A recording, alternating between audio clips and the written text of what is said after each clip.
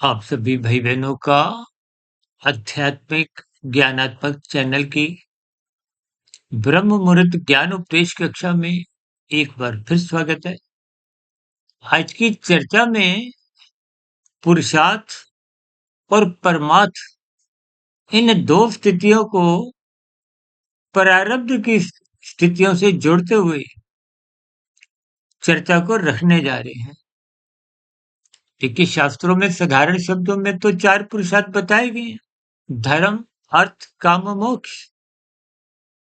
धर्म का अभिप्राय सत्वगुण से है, अर्थ का अभिप्राय तमोगुण से है और काम का अभिप्राय सत्वगुण से है। और मोक्ष प्राप्ति की स्थिति की ओर यानी कि परमात्मा की ओर ये एक मायातीत की यानी कि विशुद्ध सत्वगुणी सत्ता की स्थितियां हैं। या यूं को कि पुरुषार्थ के लिए ये धर्म, अर्थ, काम ये प्रकृति की स्थितियां हैं, जबकि परमात्मा को पाने का लक्ष्य बन जाने से साधना की स्थितियों को परमार्थ से जोड़ा जाता है। क्योंकि परमात्मा, देखिए, साधारण शब्दों में जो आप हम कहते हैं ना, आत्मा। आत्मा अनु है, एकदेशी है, अल्पज्ञ है। लेकिन परमात्मा शब्द के साथ क्या लिखा गया है? अब परमात्मा का सन्धि विच्छेद करोगे तो परम जमा आत्मा, परमात्मा। परम शब्द लगते ही उस स्थिति की एक विशेष स्थिति, जैसे कि परमात्मा का मतलब ही ये है कि वो एक सत्ता है, उससे और कोई बड़ी सत्ता है ही नहीं, सर्वोच्च सत्ता है। इसलिए हम कहते हैं ना, परमात्मा एक ही है, कोई दो चार दस बीस पचास सौ नहीं। वो अलग बात है कि देखिए, परमात्मा समय समय पे अपने विभिन्न अवतारों द्वारा, लीला द्वारा विभिन्न प्रकार के समाज में एक धर्म के संदेश देते हैं, उपदेश देते हैं। लेकिन परमात्मा मूलभूत रूप से एक ही है। सभी आत्माओं में परमात्मा का वास है। परमात्मा की निर्गुण निराकार ब्रह्म सत्ता द्वारा, शक्ति द्वारा ही ये प्रकृति, जिसको हम अक्सर साधारण संसारी भाषा में क्या कहते हैं, प्रकृति में परिवर्तन, हर्षण होते हैं। कि प्रकृति एक यंत्र है, उस तीन गुणों की लक्षणों को, तीन गुणों की एक प्रक्रिया को अक्सर हम समझाते आए हैं। बार बार इन सभी स्थितियों को आप जितना जितना क्रमबद्ध समझोगे, उतना उतना इन तीन गुणों का आपके हमारे जो तीन शरीर हैं, स्थूल शरीर, सूक्ष्म शरीर और कारण शरीर का भी एक सजातीय संबंध समझ में आने लगेगा। जो तो माता के गर्भ में आपका हमारा जो एक शरीर का निर्माण होता है, वो भी तो देखिए एक वीर्य रज की स्थिति के कारण, प्रथम कोशिका के कारण एक शरीर की निर्माण प्रक्रिया आरंभ होती है। हालांकि ये सभी स्थितियां तभी फलित होती हैं जब इन रज वीर्य की स्थिति के साथ ही सूक्ष्म शरीर, कारण शरीर, आत्मा और परमात्मा का प्रवेश होता है। लेकिन ये जो आज हमने प्रारब्ध की स्थितियों का जिक्र किया है, प्रारब्ध का मतलब होता है जाति, आयु और भोग। इन जाति, आयु और भोग के कारण ही आपका हमारा जो एक प्रारब्ध है, और पुरुषार्थ है, और परमात्मा की स्थितियां, ये अलग अलग स्थितियां पकड़ती है। क्योंकि आपके हमारे कारण शरीर में देखिए, संस्कारों की सबकी अलग अलग स्थितियां हैं। संस्कारों की स्थितियों का अभिप्राय, देखिए, कितने मनुष्य तो ऐसे जन्म लेते हैं जो नीचे की योनियों से क्रमशः उन्नति करते करते करते करते उनकी जब पात्रता बन जाती है तो मनुष्य योनि मिल जाती है। अब ऐसे कितने मनुष्य जन्म लेते हैं जो मनुष्य से मरकर ही मनुष्य योनि में आते हैं, और ऊपर की योनियों से भी देखिए मनुष्य योनि में जन्म की स्थितियां शास्त्रों में समझाई गई। हालांकि देखिए, जो मोक्ष काल की एक अवधि है बहुत ही लंबी, करोड़ों अरबों खरबों वर्षों की है। उसके बाद भी देखिए मनुष्य योनि का अवसर मिलता है, लेकिन वो स्थितियां मेरे अपने एक व्यक्तिगत एक ज्ञान के अनुसार, अनुभव के अनुसार, वो केवल सतयुग की स्थितियां होती है। कलयुग की स्थितियां तो देखिए पहले ही साधारण स्तर पर हम कहते रहते हैं, जैसे चारपाई के चार पांव होते हैं ना। सतयुग में धर्म के चारों पांव सुरक्षित बने होते हैं, जबकि त्रेता युग में कुछ कमजोरी आ जाती है। कहते हैं ना, सतयुग में सतोगुण की प्रधानता ही प्रधानता होती है। त्रेता युग में थोड़ा सा रजोगुण का प्रवेश हो जाता है। जब एक गुण थोड़ा बढ़ता है तो दूसरे गुण अपने आप ही घटने लगता है। देखिए, स्थितियों को तर्क पूर्वक, ज्ञान पूर्वक समझते जाइए, ताकि ज्ञान की कड़ियां भीतर में आपको एक विशेष स्तर पर, आत्म स्तर का, ठीक है, जैसे जैसे आपका कार्यशील में शुभ संस्कार बनते हैं, और शुभ संस्कार तो तभी बनते हैं ना जब पहले इंद्रियों के स्तर पर आप श्रद्धा पूर्वक सत्संग करते हो, ज्ञान में स्थितियों को अपने जीवन में ढालते हो, फिर उसका चिंतन मनन करते हो। ये मन बुद्धि की स्थितियां हैं। और मन बुद्धि की स्थितियां जब गहरे तल पे एक शोध का रूप धारण कर लेती है, निरंतर प्रक्रिया देखिए ये चलती रहती है, जिसके कारण फिर कारण शरीर में शुभ संस्कार बनते हैं। और कारण शरीर में शुभ संस्कार बनने का मतलब जो पहले की अज्ञानता की स्थितियां, बुरे संस्कारों के कारण आत्मा का ज्ञान आवृत हुआ हुआ था, वो पुनः हटने लगता है। यानी कि जो वो अज्ञानता का पर्दा है वो हटने लगता है, और आत्मा तो पहले से ही ज्ञान स्वरूप है। आत्मा को कोई नया ज्ञान नहीं मिलता, केवल तमोगुण, रजोगुण की जो एक माया की स्थितियां हैं, वो अवरोध उत्पन्न करती है। अक्सर हम बार-बार कहते हैं ना, काला रंग तमोगुण की स्थिति है।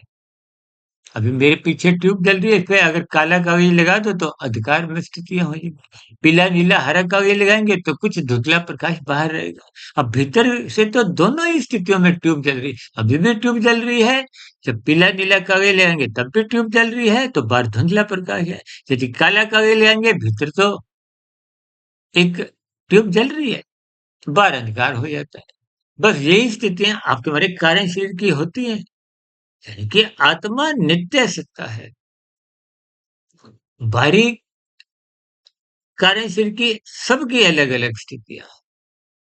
देखिए, शब्दों के स्तर पर तो हम बहुत जल्दी बात समझा देते हैं, लेकिन इन सभी स्थितियों को बहुत ही गहरे तल पर समझते हुए, जितनी समझ गहरी होगी, उतना आपका परमार्थ की ओर यात्रा आरंभ होती है। अन्यथा परमात्मा को पाने का लक्ष्य बनता ही नहीं। संसार को पाने का, संसार को भोगने का, संसार को इकट्ठा कर देगा, फिर वो रजोगुण और तमोगुण की ही एक विशेष स्थितियां नाचती हैं। रजोगुण तमोगुण कब नाचता है? जब सतोगुण कमजोर होता है। यदि सतोगुण बलवान है तो ये रजोगुण भी हरकत नहीं करता, यानी कि एक मर्यादित स्थितियों में रहता है। जब रजोगुण मर्यादित स्थितियों में रहता है तो फिर तमोगुण तो कोई हरकत करेगा ही।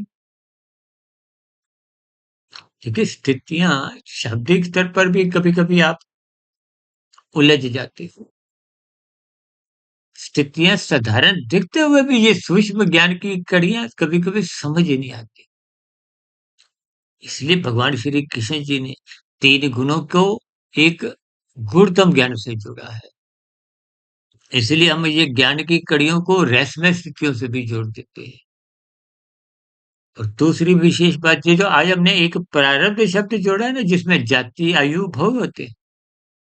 क्योंकि जाति तो माता के गर्भ में निश्चित हो जाती है कि आप मनुष्य योनि में ही पैदा होने जा रहे हैं। आयु का अभिप्राय एक निश्चित सांसों की स्थितियां हैं, जो प्रारब्धवश परमात्मा की एक प्रारब्ध को भोगने के लिए एक आयु को हो, सांसें को हो, क्योंकि आयु का अभिप्राय आपके हमारे वर्षों से होता है और सांसों का अभिप्राय देखिए जब आप सात्विक जीवन व्यतीत करते हो तो आपकी सांस सामान्य गति से खर्च होती है, यानी कि आप अपनी मिली हुई आयु पूरी जीते। और यदि आप राजसी स्थितियों में नाचते हो, भोग विषय कुछ बिगड़ जाते हैं, तो फिर थोड़ी आयु घट जाती है। घटने का कारण क्या? सांस तेज चलने लगती है। ये हृदय गति में कहते हैं ना, हार्ट बीटिंग तेज हो रही है। मेरे भी कभी-कभी ऐसी स्थितियां बनती हैं। जब-जब आप राजसी जीवन अधिक भोग विलासिता में बिताते हो, ब्रह्म मुहूर्त में उठते नहीं है, तो राजसी संसारी विषय भोगों की आसक्ति के कारण आपकी हमारी सांस कुछ ना कुछ तेज चलती है। जैसे कहते हैं ना, आप परोठे खाते हो, ब्रेड पकौड़ा, कुछ ऐसे तले हुए पदार्थ खाते हो, ये राजसी गरिष्ठ भोजन है।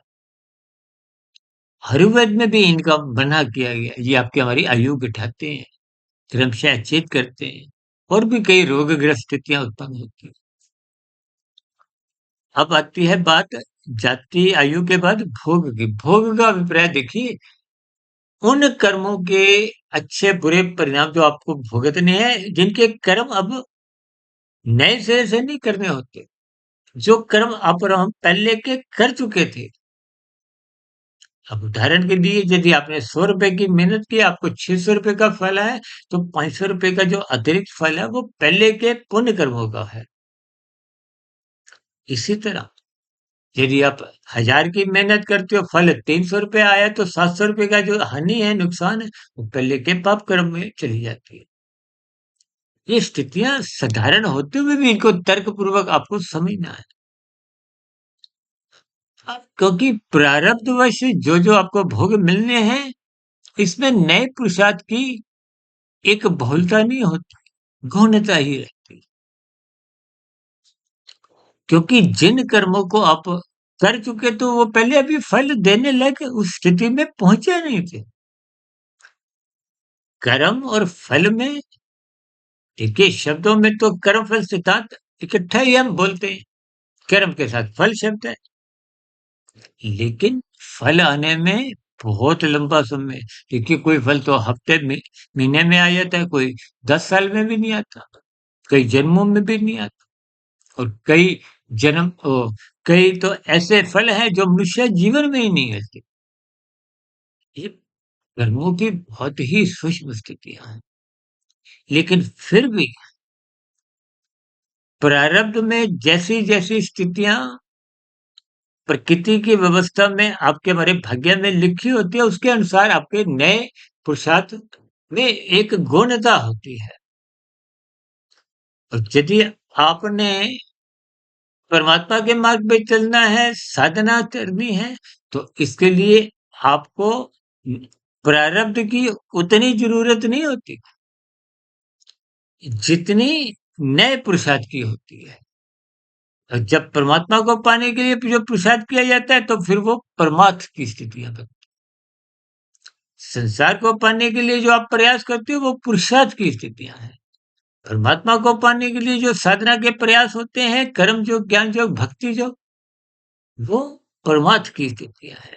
परमार्थ शब्द अभी बताया ना, परमात्मा के लिए आता है। परमात्मा को पाने का जब लक्ष्य बन जाता है, यानी कि धर्म, अर्थ, काम, मोक्ष। ये धर्म सत्वगुण का, अर्थ तमोगुण, काम रजोगुण, ये माया की स्थितियां हैं। अब माया में क्योंकि सत्वगुण को मुक्तिदायक कहा गया है, रजोगुण तमोगुण को बंधनदायक कहा है। इसका अभिप्राय क्या है कि परमात्मा के लिए धर्म की आवश्यकता है। धर्म मजबूत होगा, तो ही परमात्मा के लिए, मोक्ष प्राप्ति के लिए, जिसको हम बार-बार कहते हैं ना, मंजिल, लक्ष्य। अक्सर मैं तो पुरुषार्थ की व्याख्या करते समय 4 की जगह 3 पुरुषार्थ कहता हूँ, चौथा मंजिल कहो, लक्ष्य कहो, मोक्ष प्राप्ति का। यानी कि मोक्ष की दिशा की ओर जब आपका लक्ष्य बन जाता है, यानी कि परमात्मा को पाने का एक लक्ष्य बन जाता है। और ये स्थितियाँ तो केवल मनुष्य जीवन में ही संभव है। शेष योनियों में तो ये सभी एक अवसर की स्थितियाँ नहीं है। इसलिए समय के रहते हुए हम सभी भाई-बहनों को अपने मिले हुए जीवन में परमात्मा के लिए प्रयास करने चाहिए। यानी कि यूँ कहो कि परमात्मा के लिए पुरुषार्थ करना चाहिए। यदि परमात्मा का लक्ष्य नहीं रहता तो फिर वो संसार की ये 3 गुणों की स्थितियाँ तो फिर वो पुरुषार्थ में निहित ही है। यानी कि संसार में रहते हुए कहते हैं ना, आप जितनी आध्यात्मिक उन्नति करना चाहो कर सकते हो। हम तो यहाँ तक कहते हैं ना, परमात्मा को आप जितना चाहे मनुष्य जीवन में लूट सकते हो। और ब्रह्म मुहूर्त में तो परमात्मा गुरु ये लूटने के लिए ही विद्यमान रहते हैं। लूटने वाला चाहिए। मनुष्य उस समय विशेष का महत्व नहीं देता और दिन में संसार को लूटने में, कानून का उल्लंघन करने में, शास्त्र विरुद्ध पाप कर्म करता हुआ मनुमर्जी का जीवन व्यतीत करता हुआ स्वयं का ही नुकसान करता है। देखिए, भौतिक स्तर पर कुछ कामयाबियाँ मिल जाना कोई उन्नति की स्थितियाँ नहीं है। हालाँकि उसमें तो देखिए एक प्रारब्ध की भी क्योंकि स्थितियाँ मुख्य रूप से आँकी गई है। यानी कि नए भोगों में सुख रूपी स्थितियों में नए पुरुषार्थ की उतनी स्थितियां नहीं है जितनी प्रारब्ध की स्थितियां।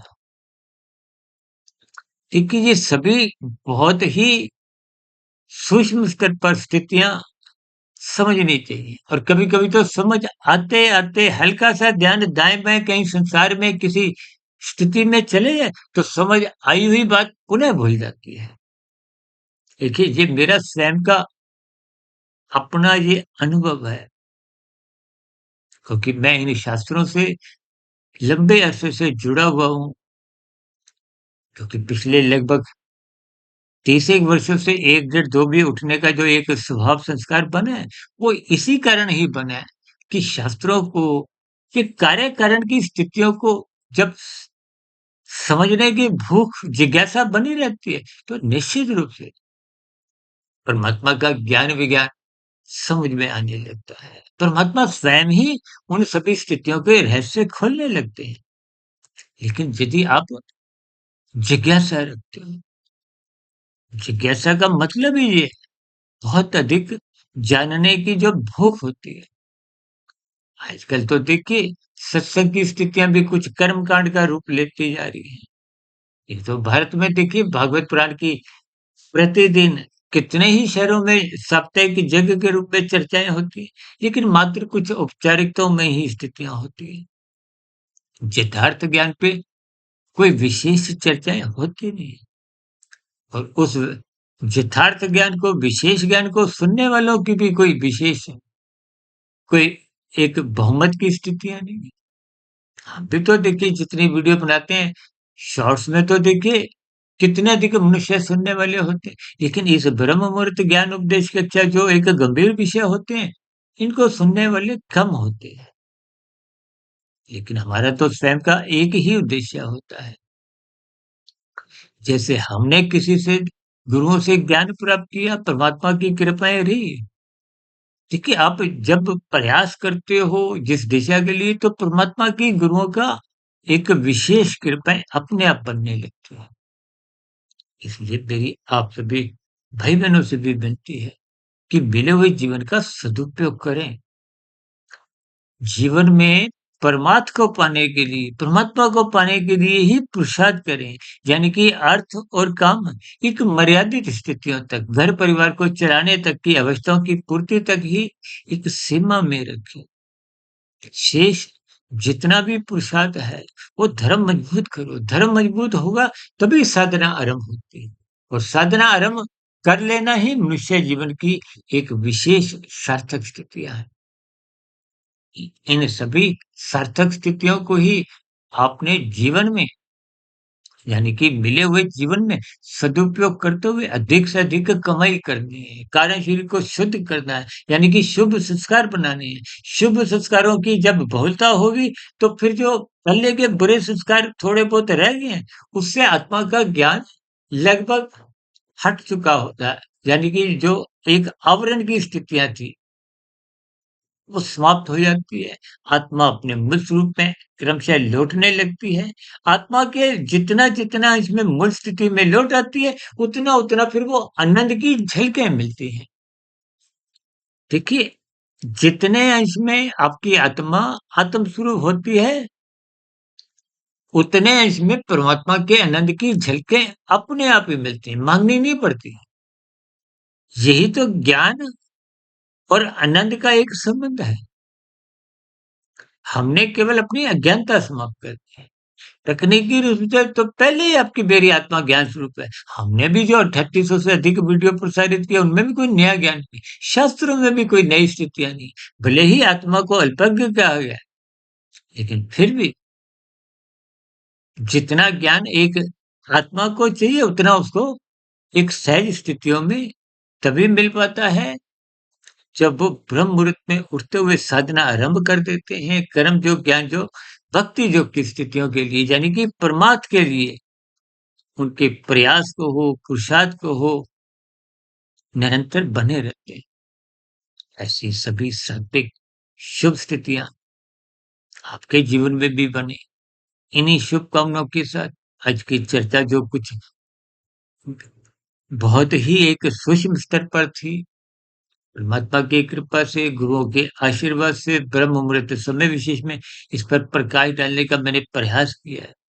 लेकिन कभी-कभी कुछ शब्दों की भी कुछ एक सीमाएँ होती हैं। उससे अधिक शब्द भावार्थ समझाने में असमर्थ होते हैं।